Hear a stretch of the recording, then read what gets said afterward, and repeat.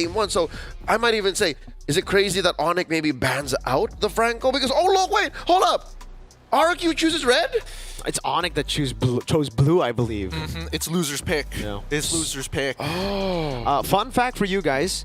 ONIC have a 0% win rate on red side of MPLID to this day. They've only gotten game wins On blue. So either way, they can end up with a Franco. It's a big yikers. It's a big yikers. I mean, they can't end up with the Franco unless ONIC have decided, you know what, I'm sick of this, but that opens up the draft even more. And I think maybe even to RRQ Hoshi's favor in this case. The real question for me is whether or not like the Kalia ban is going to come out or whether or not it's just going to be waiting. Oh, Jushin for the side of ONIC.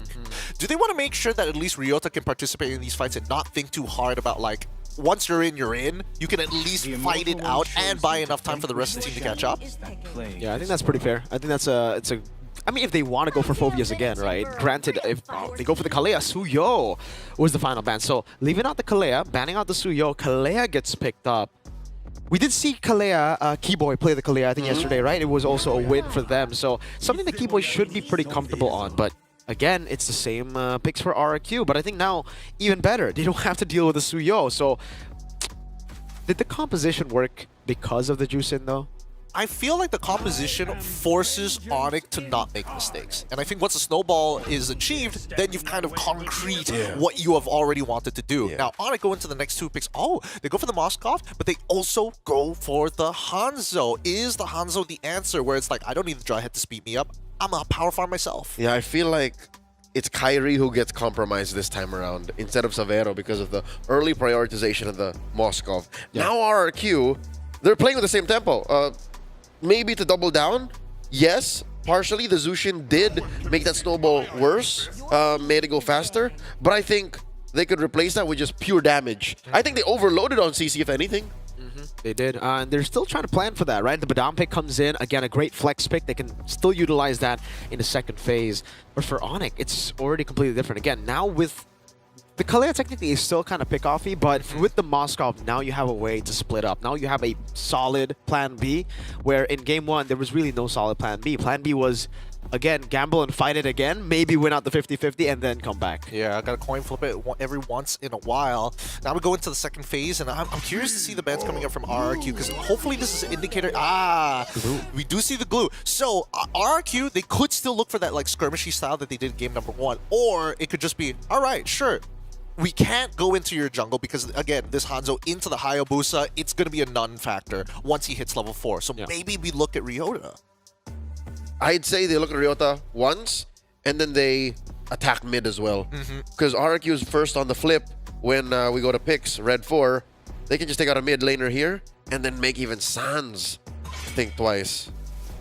Let's see, the Pharmacist gets banned out. I suppose. They don't want any saving grace. They don't want, like, safety parachutes for RRQ. Yeah, well, we have seen Rince pick up Faramis once this season, so and it's also with a similar composition. A composition that wants to dive, wants a team fight. So I understand the Faramis concern for ONIC because it does look like, I mean, for the Hanzo, it's going to be very, very hard, especially later on in the late game, to deal with something like a Faramis.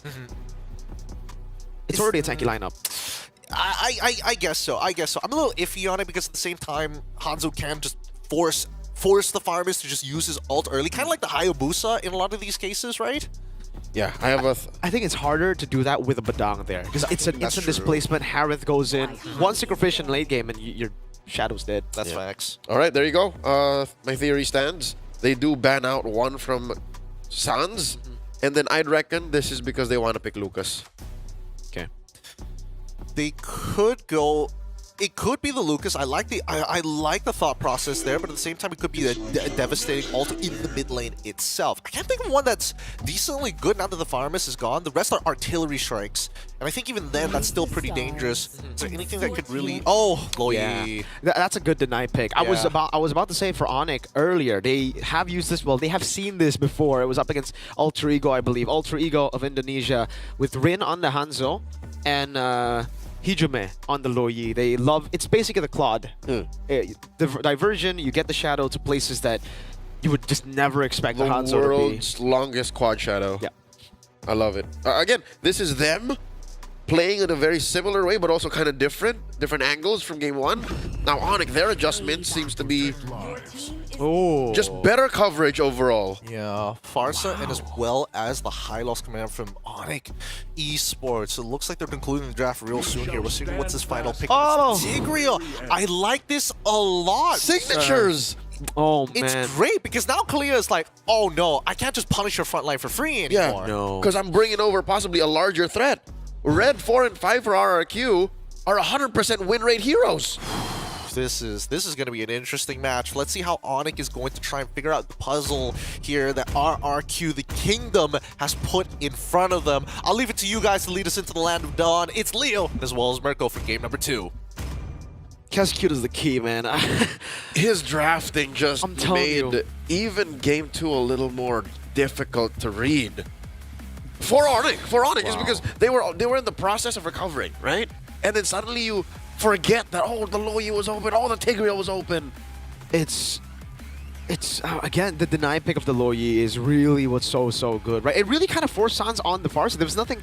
What else could have you gone? Like, I mean, maybe you go for Sicilian, but that's an extremely greedy composition because you already have 2 heavily resource-reliant heroes. We'll see if this is the right kind of adjustment, if the resources on the map are enough, and if they understood exactly how aggressive RRQ can get to take us to game number 3. Welcome to game 2. It's the Royal Derby. Ooh, match point for the Kingdom. Uh-oh, Keyboy gonna be caught in the tough spot already. Force a flicker out. Wow. It looked like such a good skirmish in the start for ONIC in the beginning, but it's Keyboy who has to use a flicker. Yep, almost for Rins too, but all it does is time him out. He does recall, so a TKO across the board. Looking at the player emblems this time around, how do you build your Kalia? Keyboy, Pull yourself together. A little bit of XP, yeah. A little bit of cooldown, a little bit of HP. So the many different flavors of Kalia. Yeah. For Edok, it's also a pull yourself together, together with a firmness, right? So wanted to have a little bit more resistance up against this heavy artillery composition. Let's be honest here. Despite, okay, hold up. Karen wants to go in, gets shoved back. Goes to the Soul Snatch. No, not enough damage just yet. In the early game, Sutsujin almost found the quad shadow over to Sans. Luckily, Sans got that wing. All right, this is an interesting matchup to watch. A lot of shadows. It's Shinobi Warfare that RRQ, Hoshi, and ONIC are getting into. Let's talk about that XP lane matchup. This was very different from game 1. It was prior a Badang versus Phobius. This time around, it's a Badang versus Hylos. Ooh. Speaking of the XP crab just got stolen by Edok. From afar, he just throw the shockwave. He just, boom, shattered it down to the ground. This matchup is, again, more of a non-lane than it was before, right? At least the Phobius wanted to fight. The Hylos is more like, yeah, if you don't want to fight, we just, you know, go and rotate. Yep. Ryota goes for the battles this time around, not the little skirmishes. So he's holding on to this turtle, pulling it over to ONIC's side. Edok already at level 4, Rins as well, so there's no need to use the diversion. Keyboy holding that small brush.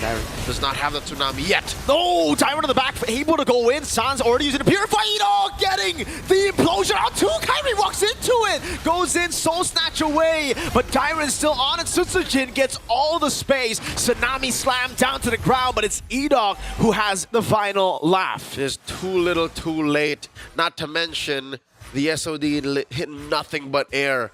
The atmospheric awareness of RRQ Hoshi. They got tabs on everyone from ONIC. And Leo, it was just so perfect how Edok was able to get level 4 so much quicker than Keyboy because he got that steal on the XP crab. Yep. Edok was rushing nothing. Like, he was standing in the very same spot he was when the fight started, and he had all of the time to reposition, all of the time to say, no, I will press the implosion when the timing is right. And he caught Sans. He got the shadow of Kyrie too. Oh, almost. A catch doesn't have the implosion, but it has thrown Keyboy out of that bush. Toy trying to go in. Good feather airstrike there from Sans. And it's back to damage control for ONIC. This is very, very deja vu to game number 1. It's RRQ winning the first fight. Not as big as it was in game 1 though. Yep, a little more deliberate, a little more orthodox approach. Zaman Force here dropped in by Toy.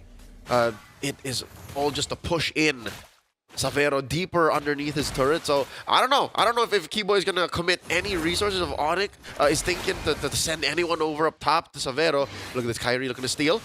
Oh, does not get it. Yeah, clutch retribution by Sutsujin. The mercenary gets his coin. Oh, diversion though. Kyrie might just be read out.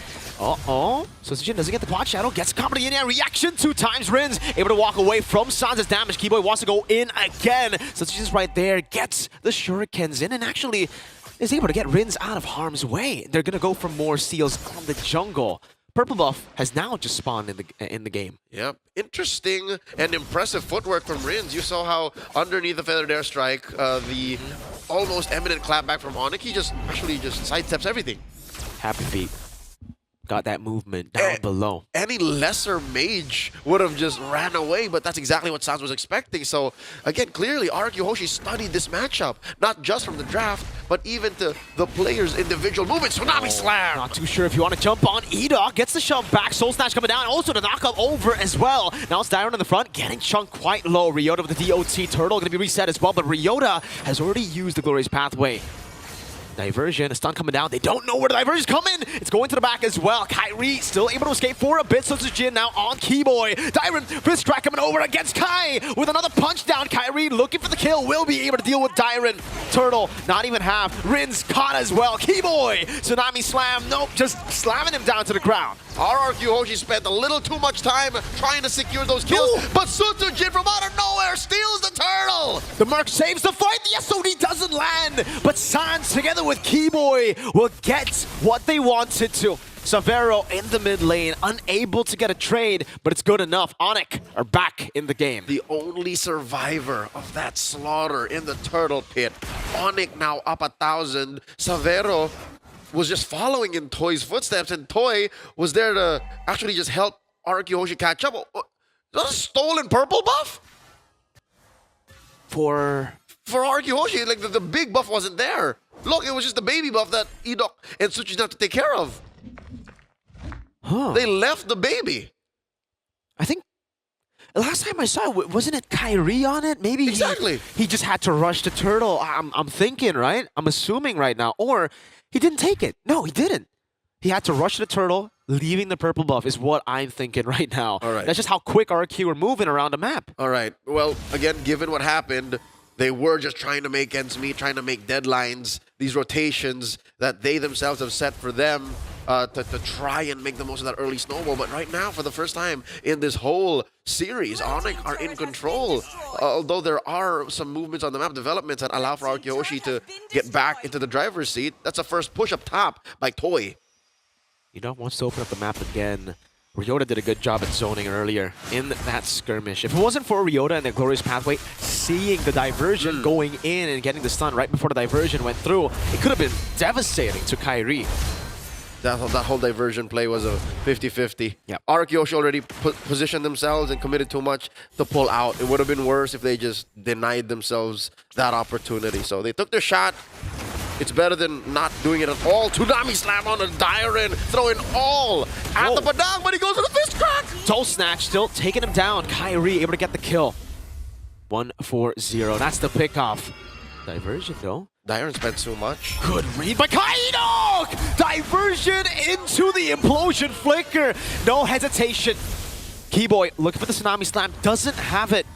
Back up just yet. Turtle for free to Sutsujin. And that's the last turtle of the game. Clutch timing too, as it was about to turn into a Lord. That's happening about 2 minutes from now. This does open up the map, leaving Savero to his own devices, pushing down tier 1 in the bottom lane.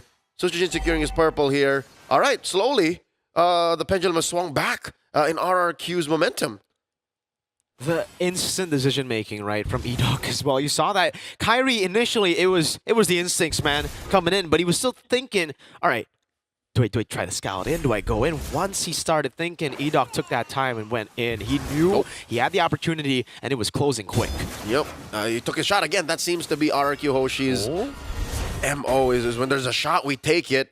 And here's the diversion into the Rock Golem's bush. I wonder if ONIC knows that there's this many members of the kingdom here. And they rotate out.